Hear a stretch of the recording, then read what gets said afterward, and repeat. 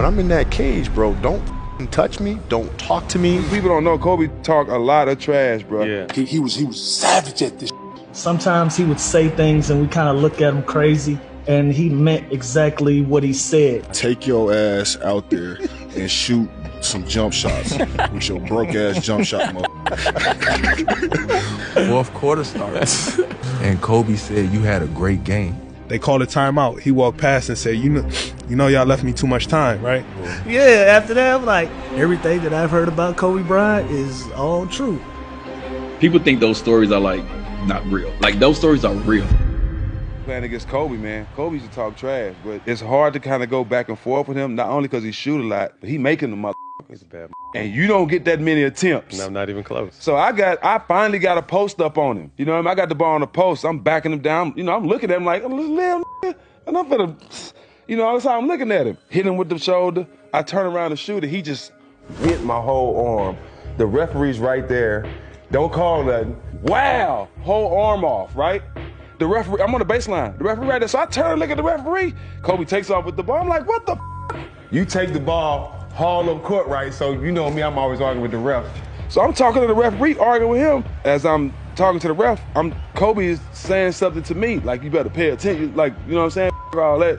Because I start saying something to Kobe, too, about hacking ass. You know what I'm saying? I'm in a full argument with the ref, but I'm guarding you at the same time. And so you start telling me, you better pay attention, man. You better pay attention. So as I'm talking to the referee, Kobe shoots like 10 feet from the three-point line. You shoot the from the logo, net, and gives me a little smirk, like look at me, and then the referee look at me like, then the referee give me the same little look like, I'm like, so look, this one made it worse. Kobe just run down the court just talking to me like I'm a kid, and next thing you know, Pop just subbed me out the game, so I'm on the sideline looking like I was just a bump, you know what I mean? Then Pop subbed me right out. Of course he I was did. like, oh, he go up at 69, I can't get my get back. Hey man, I just try to with y'all as much as possible. I just tried to do what I could to take you guys out of the game. You know, even if it meant like your replacement. The person that was coming in for you guys did a better job guarding me. Yeah. Then I'd be comfortable with that. The person was Bruce Bowen, then me, then somebody else. He's just knocking us all off. And then you wait, and then you roast them. And then you guys over there like, what the am I doing over here?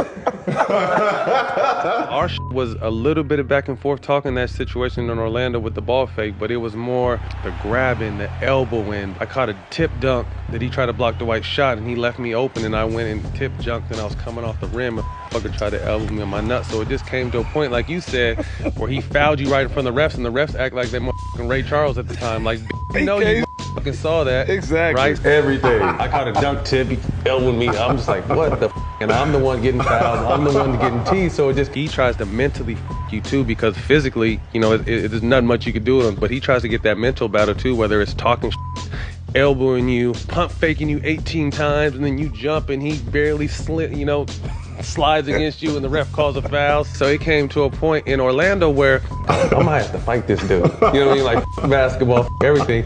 He was doing all this dirty shit, and I would get caught retaliating. So I got a couple fouls. I got 1 T. But it's bullshit, like you said, because you got to do everything you can to stop him, knowing goddamn well. I know in our situation, he took like 30 shots that game. Yeah. You know what I mean? So, you know, with me, there was going to be hard fouls. There was going to be no easy layups. If you shot fake me too many times, I'm just going to foul you. I'm just going to foul you hard. You know what I mean? And that's what I explain to people. Like, great offense is always going to be great defense. You just want to make them work for everything. So if you scored 30 points, I wanted you to take 30 shots. Yeah. So my whole career, I always wore Kobe's. And I remember it was a time I played against Vince Carter earlier in my career. And he was like, man, you wear those when you play versus Kobe? That was my first time really like thinking about it. Like, so it dawned on me. So when we played Kobe again, I said, man, I ain't wearing no Kobe's. Fucking, I ain't wearing them next time I play Kobe. Yeah. Just, you know what I mean? He ain't about to have no mental edge on me. So I remember wearing some Jordan 10s. The wrong fucking thing I should have did. We walked out on the court. He looked at me, looked at my shoes, said, that's what the you doing? The you got on your feet? I said, he just shook his head at me. End up killing us. Right? The game was close. We kept it close. They get the rebound, call the timeout. They called a timeout. He walked past and said, you know y'all left me too much time, right? Came out, hit the game winner. Walking off the court, he said, yeah, don't wear them ever again. I've never put on a pair of Jordans again. People don't know Kobe talk a lot of trash, bro. Yeah. It might not be curse words, it might be nothing like that, but it's just what he gonna do to you.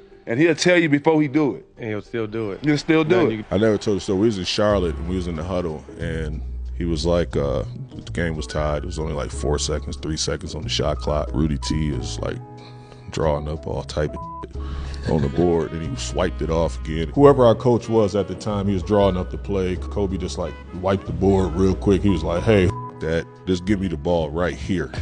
And he was like, whoever want to take the ball out gonna be part of history. Who the want to be part of history? Like, Lamar was like, I want to be part of history. Like, he's like, all right, you take the ball out. I'm gonna get open right here. Throw it to me. Everybody run like out the tunnel. Game. Give me the ball. Threw that shit in, man. Kobe hit the shot. Blouses game. It was just like, and literally looked right at me, winked his eye like I told you, like game. And everybody just like ran, grabbed him, went through the tunnel, and literally the rest was history. True story, dog. Like real time. Nobody knew where to go on the court. Just like, hey, he's gonna catch it somewhere right here. Just get the out the way. And that's what happened. OG was different, man. He was different. But that was him. Like that was just who he was. J.J. Redick and Cole and Team USA. Like we was locked in. And we were preparing to go play against the Ginobilis and the Rudy Fernandezes around the world. You know what I mean? Like just J.J. Redick type of style players. And I remember Cole couldn't stand J.J. Redick. So he coming to practice. I hope somebody vouch for me on this story. I swear. And if everybody who's on that, they know. You know, people know. They might have their own, but people know. Yeah. The moral of the story is Cole took it personal against J.J. Redick in practice because he got tired of Coach K kept talking about J.J. Redick, right? Cole took it very, very personal to the point where he was running through screens in practice. He was denying J.J. the ball. He was fouling the shit out J.J. I'm like, damn, why are you treating a young boy like that? That motherfucker. What's the problem? That's exactly how he was. What's the problem? No, Coach K keep talking about this motherfucker like he come up here to do something. This motherfucker. Like I'm always the light of the room. You know what I mean? So I'm like, yo, look at this man. This bugged out. Why are you chasing JJ like that? He running him down out here. Yo, he was running him down. I'm like, damn. My welcome to the league, well, it was training camp. That was one. Okay. I'd probably say the first time Cole cussed me out. We in the locker room talking, and somebody had told me something about what Kobe had said in the media, and I was like, bro, Kobe say this or whatever? Me and Nick, somebody else, we talking, and then Kobe come in, right? So Nick, bro, he like, hey, Kobe, Juice said that. And Kobe was like, what? Like, so we having this whole conversation. I don't even remember what he said, bro, in the convo. I just remember he ended it with, take your ass out there and shoot some jump shots with your broke ass jump shot, motherfucker. And I was hurt. Yeah. I was like, this is my idol. I'm hurt. And sure enough, that's what I went out there and did. Okay. If anybody know Cole, Cole respects you if you a dog and you gonna go at him. You go back at him. And that's when Cole started to respect me, when he realized, like, I'm not backing down. And it's not that attention, it's just who I am. I mean, me and Cole, we got into a little tussle in the All-Star game a little bit, and I ended up hitting him the wrong way and he broke his nose. That was the first time I've ever seen that. But I'm gonna tell you the thing. So after All-Star break, we got the Lakers about like 3 games after the break. Yes, he got the mask on. He got the mask on. Yes. So but you know what? I called him, you know, I'm not maliciously, didn't maliciously do it. I called him and I said, yo, Cole. He was like, bro, I love it. I'm like, you what? He's like, I love it. I seen it a couple of days on film. I'm like, oh, this, oh, snap. And when he gave it to me too, boy. Competitively, Cole was he was different. You know, sometimes he would say things and we kind of look at him crazy, and he meant exactly what he said. Sometimes he'll say some wild shit, yo. Like, we'd be sitting on the with a training straight table face. and it'd be like, I ain't asking him nothing. He'd come out of nowhere and you'd be like, nah, with a straight, what? with a straight face. We was in Denver. We was getting our ass kicked. And Will Barton was going crazy. I think Will probably had like 25 at halftime. Will Barton going off. He was on a run. He was playing really well. He was going off. Yeah. Coach Scott came in and he said we were making adjustments to Will and we were changing our coverage. And Coach said, that I got him. And everybody kind of looked at him. Byron was going to keep talking, and Coach said, no, like, don't worry about him. I'll take care of it. Like, he won't even exist in the second half. And that man said, I'm going to guard Will Barton in the second half. He's not even going to exist. But Will had 25 at halftime. So we look around like, all right, go ahead, OG. Because, you know, they was trying to fight to get in the playoffs. So I remember he yelled at West, and then next thing I know, he was guarding.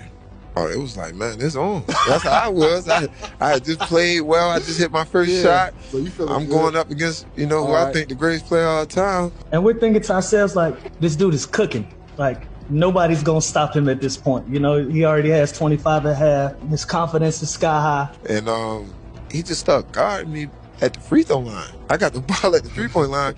He always at the free throw line.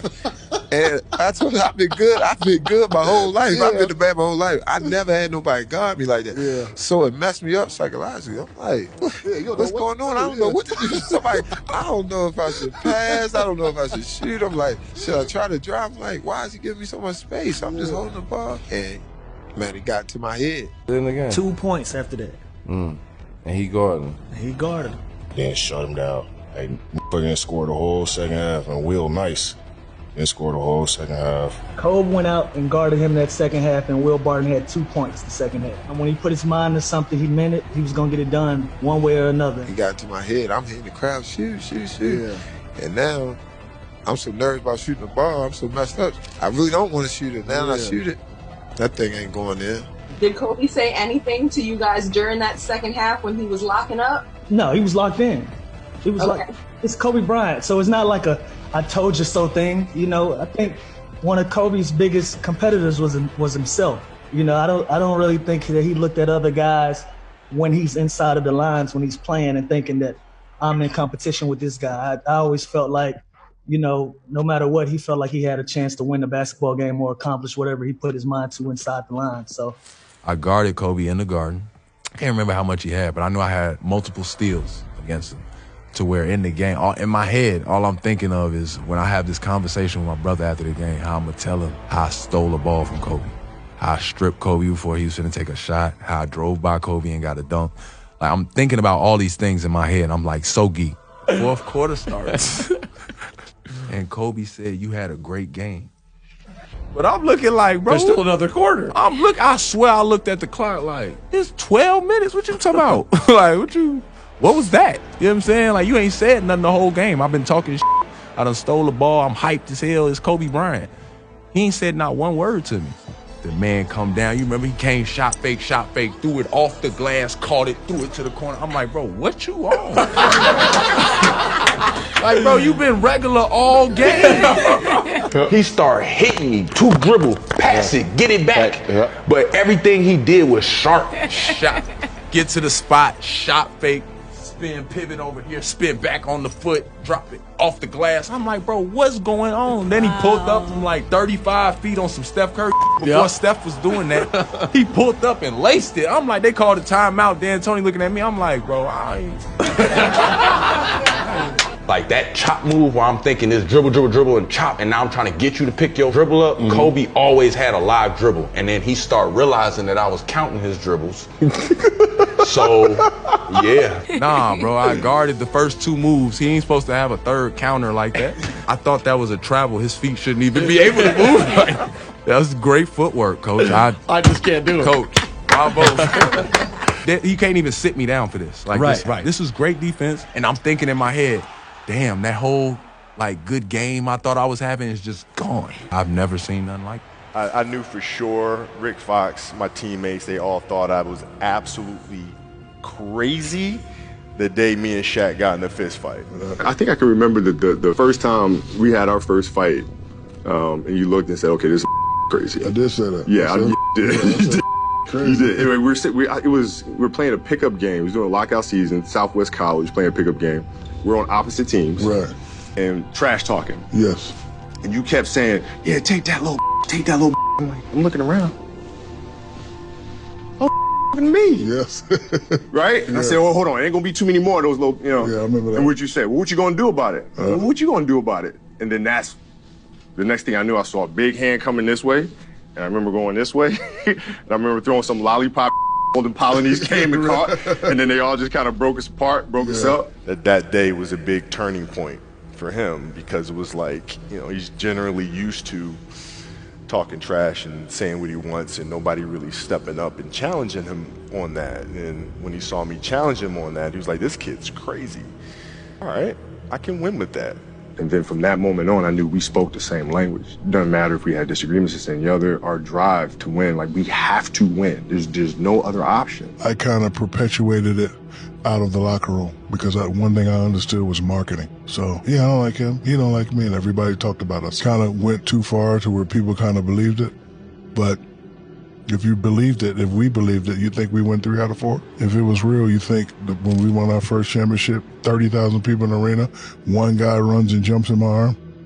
So all it was a respectful big brother, little brother relationship. After that day, they were like, okay, Kobe, you're certifiable. Joe, that's hilarious. That must have been a crazy. Who was this, man? It was, yeah, I missed me by inches. Did we get along all the times on the court? No. But we know in sports, that's how it is in the locker room. Well, I'm obsessive, and I believe we need to work night and day, figure out how to get to where we need to go. He wanted to do it a different way. And so there was constant challenge there to get that done. But I wasn't going back down from him. And neither was he. He felt I should play a certain way, give the ball into him. I said, I'll give the ball into you if you work. You don't work, you don't get the ball. He said, throw me the ball. No. Work. My first year we were playing, and he kept posting up. But they kept fouling him, so he kept going to the free throw line and kept missing them. And so he'd throw the ball out to me. I'm not throwing that shit back in there. Right? So I kept shooting him, right? So we get in the timeout, and he's like, hey, I'm open. I'm like, okay. And so we go out, and same thing, hey, I'm open. Okay. There you go. Come back in, hey, dude, you got to throw me the ball. I said, man, that, get it off the rebound if I miss, bro. 18 years old, man, 18 years old. And I must have been out of my damn mind. The guys were complaining. Said, Shaq, Kobe's not passing the ball. I said, I'll talk to him. I said, Kobe, there's no I in team. And Kobe said, I know, but there's an in me in that.